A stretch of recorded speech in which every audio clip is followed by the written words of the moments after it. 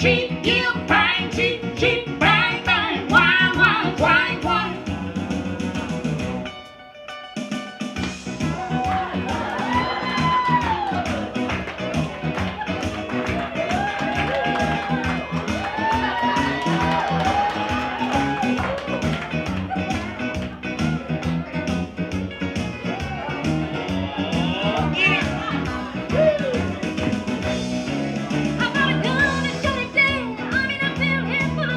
I give her love and in return she give me straight to hell to burn. Wine, wine, twine, twine. Don't you love to hear me sing? Wine, wine, twine, twine. Don't you love a strong drink? Cheep, cheep, give pine, cheep, cheep, bang, bang. Wine, wine, twine, twine. As you may be able to hear, we are actually in Nashville, Tennessee, and we are backstage at an awesome show that we got the pleasure to catch today. We are at the Station Inn. We got to see the show, Doyle and Debbie, and we are talking to the real people behind the scenes right now. So first of all, I would like to welcome you to the show. So we have Bruce. Arntson. Yep. I was going to say that correctly too. And we have Jenny Littleton here. Yes. So first of all, guys, thank you so much for a fabulous performance. It was so much fun. It was really entertaining. Thank you. Glad you could be here on the same night that the mayor was here. Yeah. Yeah. The mayor was here. Yeah. Really? Oh, yeah. And this is our first time in Nashville. Oh, well then, Oh. perfect. Yeah. See all that Secret Service? That actually wasn't for us. That was for the mayor. There was. Yeah, true. That was a really, I mean, it was a packed house and everybody had a blast. So entertaining. It was really great. And what I really want to talk to you two about, and I have to tell you, there's some people that we met here, some local people who are performers, who are journalists, and they said, this is the show to catch when you're in Nashville. And the Station Inn is the place to be. So before we talk about your passions, can you tell us a little bit about this building?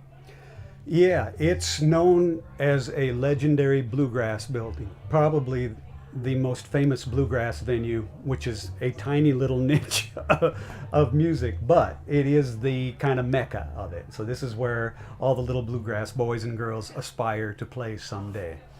Bruce, how long have you been performing this show here? 8 years or 8 or 9 years. Almost 9. Yeah, because we've been doing Doyle and Debbie for 10 years in June. We had our anniversary. That's awesome. Yeah. And you've been doing it together the whole time. Because that's confusing, you know, because of the character that Right. Jenny plays. Right. You know, there's been a couple Debbies in the Right. story. So I was like, is this real or not? Which is, I think, part, you know, I was an English teacher for 12 years. So I did get caught up in the story and I really loved it. Good. And it was entertaining. Took you all over the place. You know, we have been traveling the 50 states and interviewing people about their passions. And our big goal is to inspire people to act on whatever their passion is. So can you tell me, and even though you were in the same field and you're performing the same show, I have a feeling your stories will be very different. So Bruce, let's start with you. What exactly would you say your passion is? Entertaining. What would you say, Jenny? Is it? I would say the same thing. Well, okay, yes, but also animals. I have a lot of passions, but I'm pretty passionate about animals, I have to say. Yeah, she is. Yeah, so. I hate them. I hate animals. Yeah. I mean, no. I've got 2 dogs, but kick them and You too, Doc. So tell us though, how did your passion start for entertaining? When did that begin for you? As a kid, I was one of the kids that the teachers hated because he wouldn't shut up. I was one of those. No kidding. Yeah. Jenny, what about your passion for entertaining? When did that begin? Well, I was about 7 when I did my first play, Fiddler on the Roof.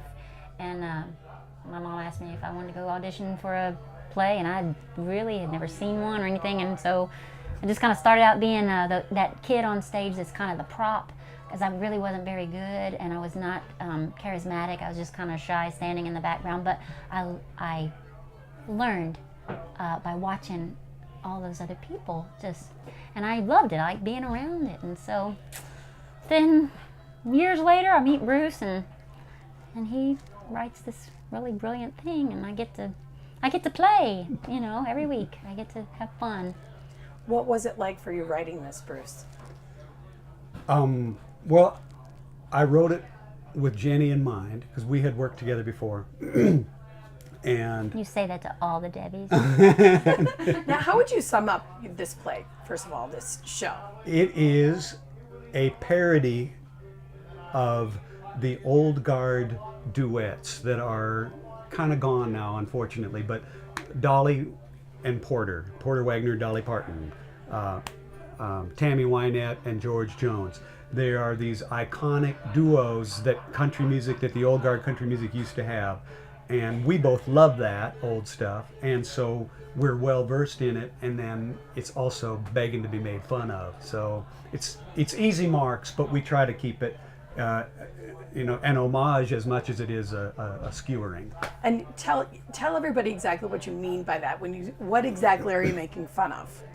And then I can't wait to ask Jenny her take on that. Well, if you can still find all of these people on YouTube, the old Porter Wagoner show, the old Wilburn Brothers show, the old Pop Goes the Country. There's a handful of them that were syndicated countrywide back in the late 60s, mid 70s. They ran probably till the late 70s.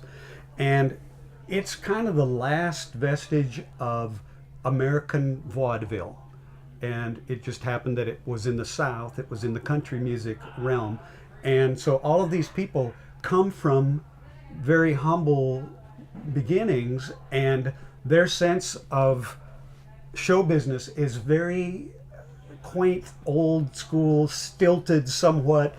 Well, thank you, ladies and gentlemen, and now our next song we're going to sing for y'all. It had that kind of sing-songy amateurishness, and yet they were wonderful musicians and true folk entertainers, folk writers, folk singers. And the context would be seen as very politically incorrect right now, right? Oh God, yeah. Yeah. I mean, the guy that I'm riffing on, obviously, I mean, he's quasi-lovable, but he's a hopeless misogynist, and in today's world, he's a jerk. But in that old world, he's our old uncle at Thanksgiving that we kind of put up with because he's kind of fun. Exactly. Yeah. Mm-hmm. Jenny, what do you think of that? As far as like, what do I think of our take on what we're doing? On, let's say, on the perspective of females and the joking around about like the lyrics of the song. Right. And, I think it's best for me. I think it was best if I just didn't,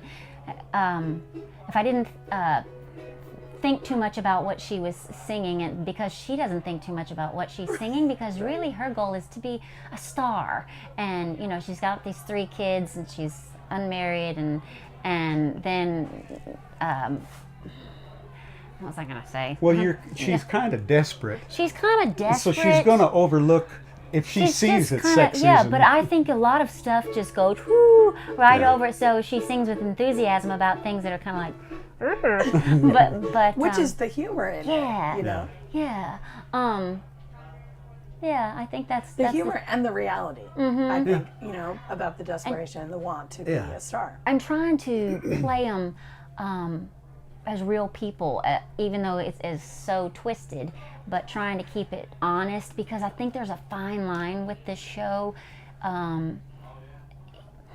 You can make it so over the top that it's not real and the characters aren't even remotely believable. But if you go ahead and just play them, get out of the way and just let that character come through what you see that character to be, I think you'll get a more honest performance and a more, I think it'll be funnier. Yes, and that translation was absolutely there. I mean, I know that's what I felt as you were performing. Oh, good. So what kind of challenges, and let me start with you first, Jenny, what kind of challenges would you say that you've had trying to make this passion for entertainment happen in your life? Well, which is ironically what we were just talking about with the character, right? Well, eating, paying the bills, that kind of thing. Paying the bills, because oftentimes you have to have another job, unless you're a big star. You have to have another job, and that would be one of, or really, truthfully, that's not it. I think, to be honest, it's that my family, I always felt really wished that I would go do that normal thing. I think now they're proud, but I think there is this, you kind of fight what you really feel. You feel this thing that's like, I really love this, but that's maybe not gonna give me my house right away. I mean, I didn't own a house until I was 41. I'm 40, almost 44 now. And that's probably because I didn't finish school because I decided to pursue theater. And it felt right, and I kept trying to go back to school, and it didn't feel right. It just, I'm all for people who can do that, but it just didn't feel, I couldn't with my gut. And I think my family for so long was like, you can think you might go back for, physical therapy or occupational therapy or something like that. And I would say, yep, it's looking like I might, but that was, I think, the biggest struggle. And then finally hitting a certain place or age where I just said, no, this is my life. And so I gotta live it. I gotta live it the way I think I was supposed to live it, even if it doesn't fit into the little box or whatever that may be. And I think a lot of my audience members can relate to what you're talking about. Yeah. And they're sitting on the fence right now and trying to decide, do I go to college and do what everybody else wants me to do, or do I stay home, or do I start this business, or do I follow something that really means something to me? You follow something that really means something to you. I would say that over and over, and it used to be, I don't know if I would have said that 10 years ago, but follow your bliss, and your bliss might change. I mean, you might be in the middle of one thing and suddenly you start to feel that pull for something else, and I really truly believe I'm in my bliss right now. I love making people laugh, and and everything's not perfect all the time, but it's pretty dang good when you're where you feel like your heart is pulling you. I really feel like that's important. Don't let other people tell you what you should do. Really, really, whatever it takes to get inside yourself and go, what is it that I was here to share, to give, whatever that is, whether you're a plumber or whatever. I'm really mouthing blah, blah, blah, blah, blah, blah. It's... and Bruce, I mean, first of all, the one thing I'm thinking is, you wrote this with her in mind, and you created an opportunity that she is just able to fulfill and feel so satisfied in her life, or that's got to make you feel amazing. It does. I mean, that she's stuck with it for this long. And, every week, we, like 10 years of this, we come and we finish a show and we're just having the time of our lives. And we think it's like getting away with something. We did it again. They never caught us. Well, what was your greatest hesitation or challenge through making entertainment? You're just making a living, because I never had a doubt that I didn't have another choice. I'm just not that talented. I needed to do this thing I could do. I don't know. After watching this, I feel you're pretty talented. Well, I found my thing, I mean, I feel good about what I am doing now. But I never really struggled with, finding another. And I've had great support when I was a kid. My folks were great about, do that thing. And when we make people laugh, I mean, it's at least once a month someone will say, we brought so-and-so whose wife just died, or we brought so-and-so who's in stage 4 cancer and hasn't had a laugh. That happens all the time, doesn't it? Happens a lot. And this is a gift that we have that we can do, and I mean, it's great when that doesn't happen, but when that happens, it's just, icing on the cake that we get to perform this public service that we have such a gas doing, And truthfully, I mean, sometimes it's a gift to me. I mean, just today I was saying, I don't think I can be funny tonight. It's just been a rough morning and I'm just kind of down and blah, blah, blah, blah, blah. And then something hit me and it said, heal yourself with comedy tonight. Let it out, get out of your way, get out of your head and see what happens, and see if when you get that beautiful energy from the audience coming back at you, go out there. And my goofy little thing that I do before we go on is I just say, please allow me to give this audience love and to receive their love. And I mean that not in super moony goony way, but just in that, okay, this is my thing. I think I'm supposed to be doing. Let me give it to you, and let me just feel the good stuff back. Let's just have that. Let's have that tonight, and hope that happens. Yeah. I made myself sound really weird just now, didn't I? No, Okay. not at all. Actually, not at all. Okay. This is really what our show is about. Okay. Everything that you're saying. Okay. So, Bruce, what do you think you've learned about yourself through this?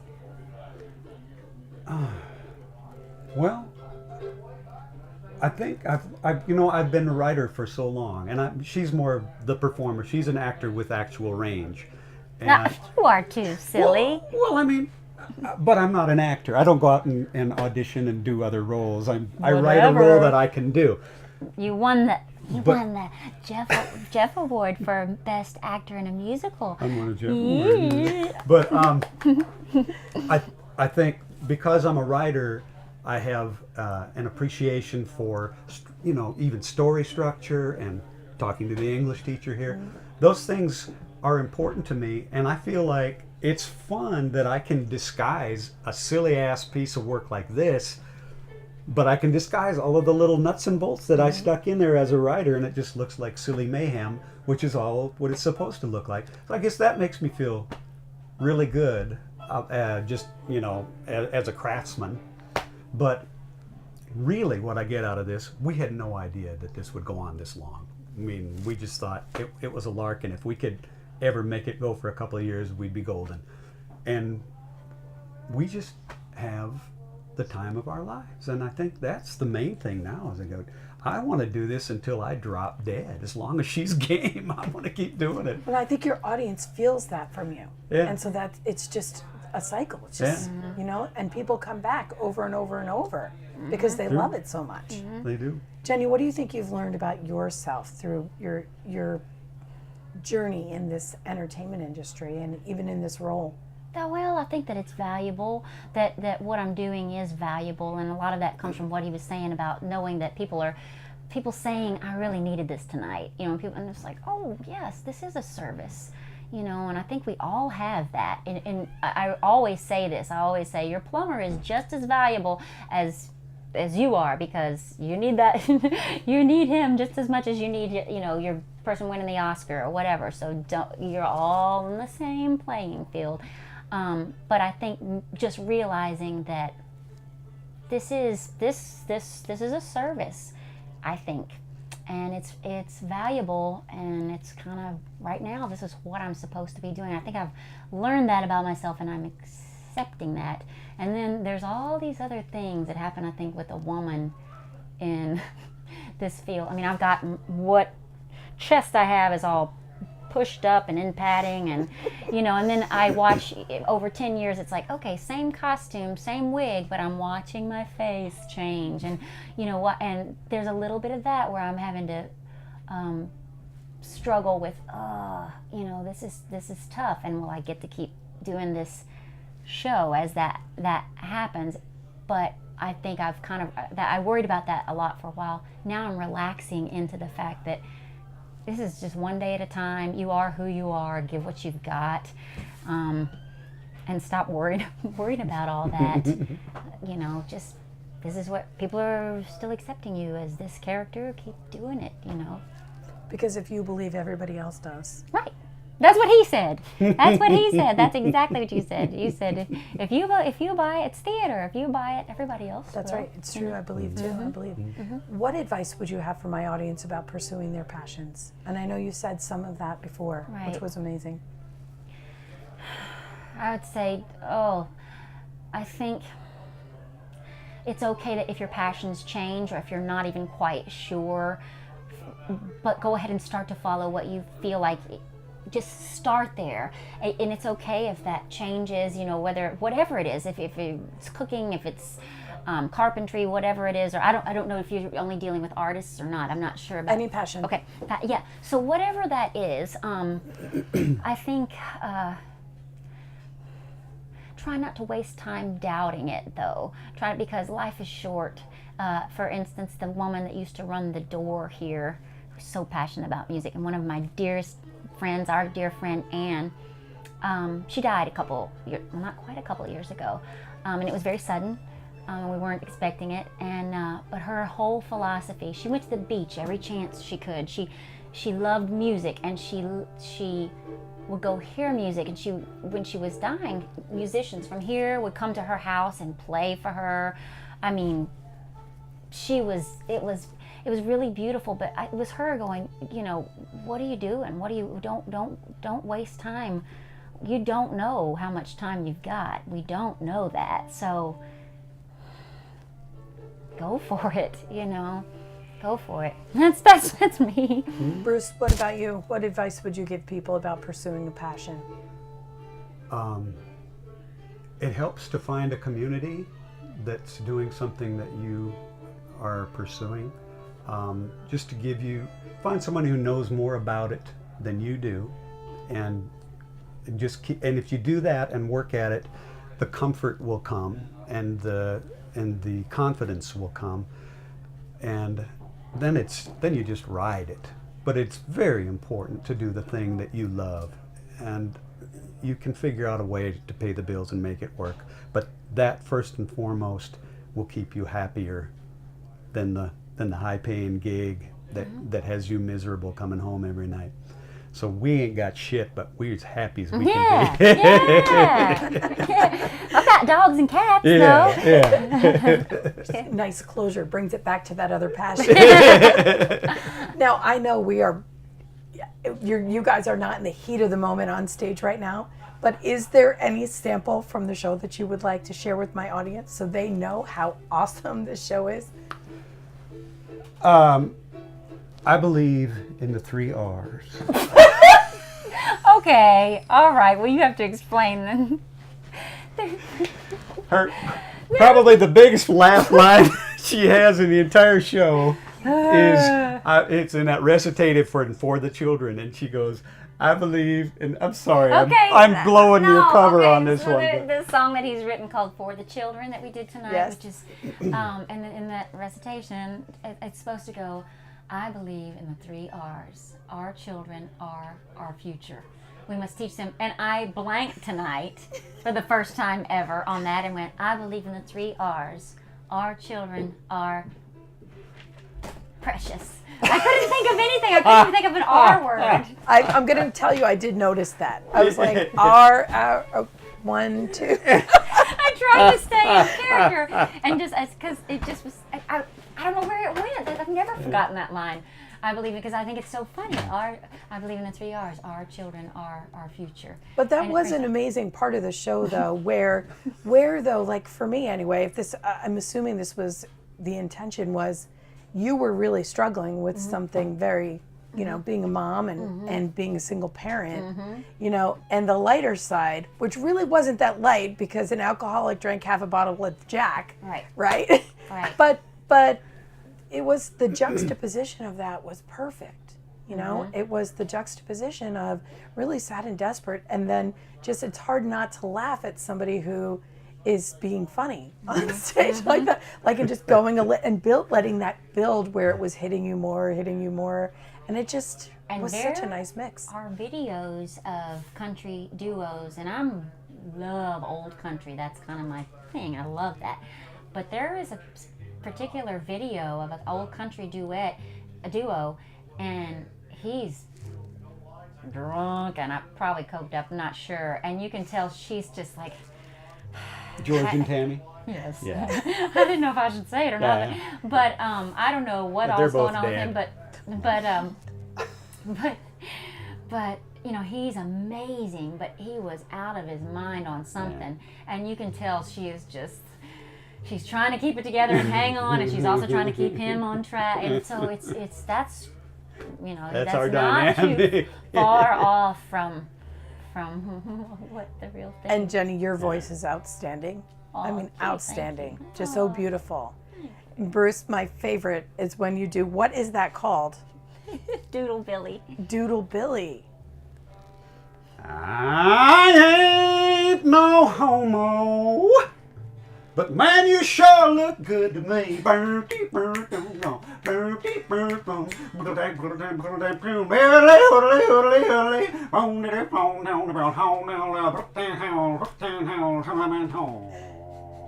Where did that song come from? I have my, Yeah, I ain't no look homo. I have my old roommate for years is a gay guy, and we used to have this inside joke between us where he'd say, "Wow, look at that guy." You know, he'd comment and say, and I'd say, "Yeah, well, I ain't no homo, but I'll tell you what," you know, and that would be the joke.